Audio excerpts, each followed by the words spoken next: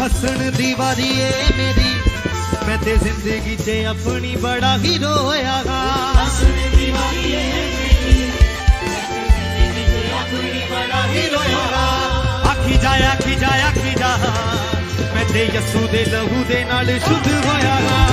आखी जा मैं ते यसू दे लहू दे नाल शुद्ध होया चल आखी जा मैं ते यसू दे लहू दे नाल शुद्ध होया गा आखी जा